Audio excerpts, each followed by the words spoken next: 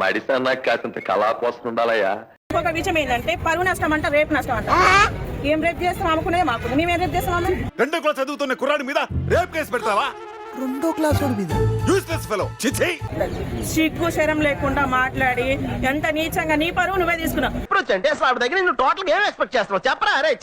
శివాజీ గారు ప్రతి ఒక్క మహిళలో ఒక అక్కని ఒక చెల్లెని చూసిండు కాబట్టి ఆ సమాధానం చెప్పింది. ఆవేశాన్ని ఆపగలం, అభిమానాన్ని ఆపలేం సార్.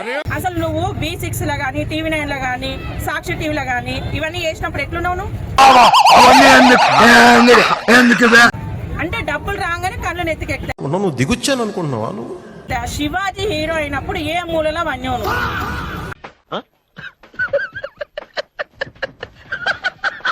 అంట్లో ఒకటి ఇంట్లో వన్యదానివి. ఈ రోజు శివాజీ గురించి మాట్లాడేంత పెద్దదాని అయిపోయినా. నీచులు ఎప్పుడు నీచంగానే మాట్లాడతారు రావు గారు, మీకు తెలియదే ఉంది. మీరు కానీ పెద్ద పెద్ద హీరోనీలు బయటికి రాలేదు. దిక్కుమాల దానే నువ్వు హీరోని అదే తల్లి అమ్మమ్మ అని ఎప్పుడో చెప్పినావు.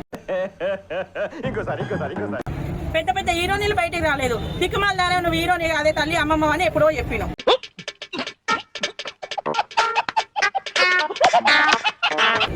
నువ్వు అమ్మమ్మవు, వాడు కూడా వాడేమో తాత, నువ్వేమో అమ్మమ్మ.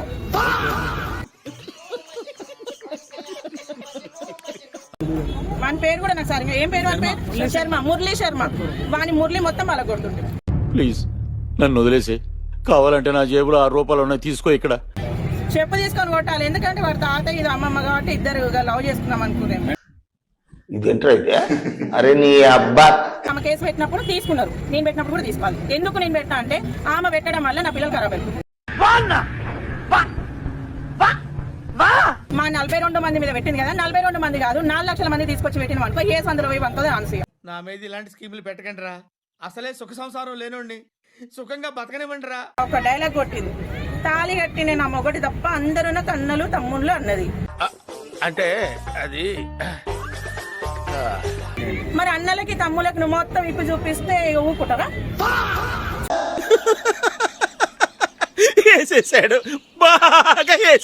విమర్శించినావు, మాట్లాడినావు, కేసు వేసుకున్నావు, అడక తిన దానిలాగా దిక్కుమాల దానిలాగా. తిట్టదని చెప్పరా?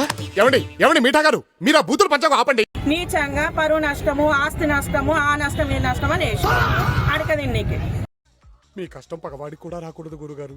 మరేరా నువ్వు ఫస్ట్ పెట్టాలింది ఆ మురళీకృష్ణ గాడు, మురళీ మోహన్ గాడు, వాని మీద పెట్టు కేసు.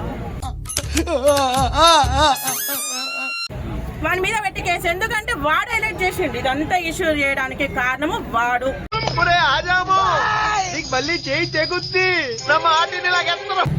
ఆమె కేసు ఇంకా సిగ్గు లేకుండా కేసు పెట్టిందంటే ఇది ఇంకా సేమ్.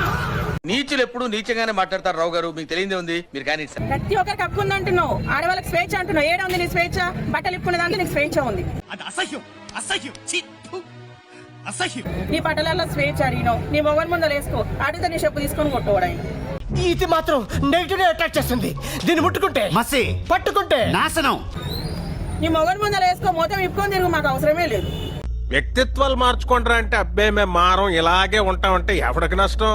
పెద్ద పెద్ద ఎమ్మెల్యేలు, ఎంపీల పిఏ వాళ్ళకే నేను భయపడలేదు. దిక్కుమాల దీనికి నేనెందుకు భయపడతా? ఏం మాట్లాడతావు నువ్వు? ఏం మాట్లాడతావు? ఇక్కడ నేను ఒక మేడం మాట్లాడింది, అసలు అన్సర్ చేసింది కరెక్టే. ఏం కరెక్ట్? బట్టలు కూడా కాదు. రాత్రి అనంగా మొదలు పెట్టాడు సార్, తెల్లవారిన దాకా ఒకటే మ్యూజిక్. మా షాపింగ్ మాల్ కూడా తీపిచ్చేసి చిన్న చిన్న మీటింగ్ షెడ్యూల్ పెట్టినాం అనుకో, అందరం సెట్ అయిపోతుంది అన్నమాట. అంటే అన్నాడు గాని ఆ ఊహ ఎంత బాగుంది. పార్కులో పోయి చూడిపో, ఫ్రెష్ అమ్మాయి దొరుకుతా అంతోటు. అంటే విల్ డిస్కస్ ఇట్ లేటర్, తర్వాత మాట్లాడదాం. సరే. అరే అరే ఫ్రెష్ అమ్మాయి దొరుకుతా అంతోటి ఈ జనరేషన్ లో దొరకదు. సరే తరలే, ఎన్నెన్నో అనుకుంటాం. ఈ కార్యక్రమం ఇంతటితో సమాప్తం. రేపు ఇదే అలవాసులపై మళ్ళీ కలుసుకుందాం. అంతవరకు సెలవా మరి.